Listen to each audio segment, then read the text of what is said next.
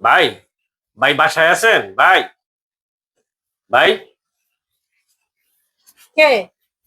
ভাবি, ভাই কি বাসায় আছে? হ্যাঁ, বাসায় আছে। শুনছ, তোমাকে ডাকে। আসসালামু আলাইকুম। বুঝলাম। ভাই কেমন আছেন? ভালো আছে, আপনি ভালো আছেন? জি আলহামদুলিল্লাহ। ভাই আমি তো এই পাড়ায় নতুন ভাড়াটিয়া। এই 4 মাস হয়েছে আইছে। ভাই আপনি কি আমাকে চিনেন? হ্যাঁ, চিনি তো। আপনি তো এদিকে নতুন ভাড়াটিয়া। আপনি আসেন যান, দেখি তো। চিনি আপনাকে। কেন, কিছু হয়েছে?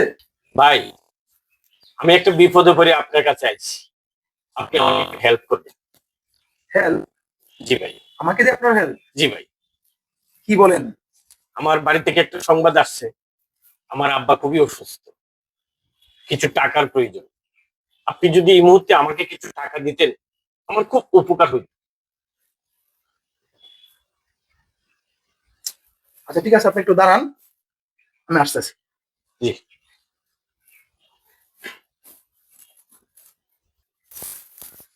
ভাই, জি।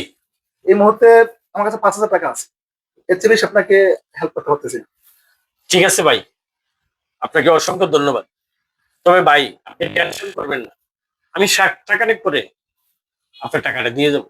ঠিক আছে, আপনি তাহলে যান, আপনার সমস্যার সমাধান করেন। আমার জন্য দোয়া করবেন। ইনশাল্লাহ। আসসালামু আলাইকুম। ওয়ালাইকুম আসসালাম। এই শুনো, ওই দিন যে ভাই 5,000 টাকা নিল আমাদের কাছ থেকে, বলছিল 1 সপ্তাহের ভিতরে টাকাটা দিয়ে যাবে। আর এখন 15 দিন হয়ে গেল, আমাদের টাকাটা তো দিয়ে গেল না। তোমার কি একবার যাওয়া উচিত ছিল না? আরে, উনি যে সমস্যার জন্য নিছে, সমস্যার সমাধান হলে ঠিকই দিয়ে যাবে আইসা। এই জন্য কি 15 দিন লাগবে? এই জন্য মানুষের না উপকার করতে নি। আর তুমি কি চাও আমি ওনার দরজায় গিয়ে টাকা নিয়ে আসবো, ছায়া?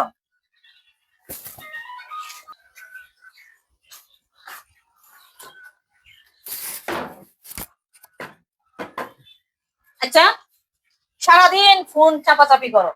উনি যে টাকাটা নিছিল, তুমি কি একবার ওনার বাসায় গেছিলা যে টাকাটা কবে দিবে, কি করবে না করবে? আরে সুইটি, তোমার তো এই চিন্তা ঘুমাসে না মনে হয়। তুমি এই বিষয়ে কোনো টেনশন করো না। তুমি দেখো, ওনার বিপদ শেষ হলে ঠিকই টাকা দিয়ে যাবে আইসা। শুনো, তুমি আমাকে বলতেছো যে আমি টেনশন না করার জন্য। হ্যাঁ, আচ্ছা, উনি যে টাকাটা নিয়ে গেল, আসলে কি ওনার বাবার অসুস্থ ছিল কি না? একবার ভেবে চিন্তে ওনাকে টাকাটা দেওয়ার দরকার ছিল।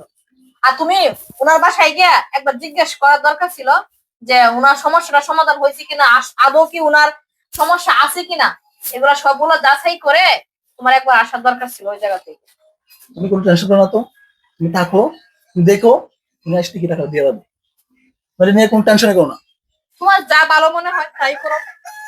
ভাই, ভাই বাসায় আছে? এই দেখো, তোমার আবার কোন শুভাকাঙ্ক্ষী তোমাকে ও দরজায় রাখতেছে। তুমি তো আবার অনেক জনদরদি না। দেখো, কার কোন বিপদ করছে, আবার তো সেই বিপদ তোমার উদ্ধার করতে হবে। যাও যাও, নিয়ে আসো গা। আচ্ছা, আমি দেখতেছি কি আসছে। ভাই। আপনি আসছেন? জি ভাই। আসেন আসেন, ভিতরে আসেন, ভিতরে আসেন। জি। জি। জানেন, ভিতরে যান। বসেন, বসেন ভাই, বসেন। ভাই আমি টাকাটা নিয়ে আসছি। আচ্ছা বসেন। এই টাকাটা। আচ্ছা, টাকাটা দিচ্ছি।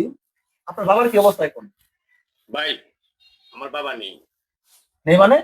বাবা মারা গেছেন। চিকিৎসা অবস্থায় বাবা মারা গেছে। আপনি তো টাকাটা নিয়ে না আসলেও পারতেন।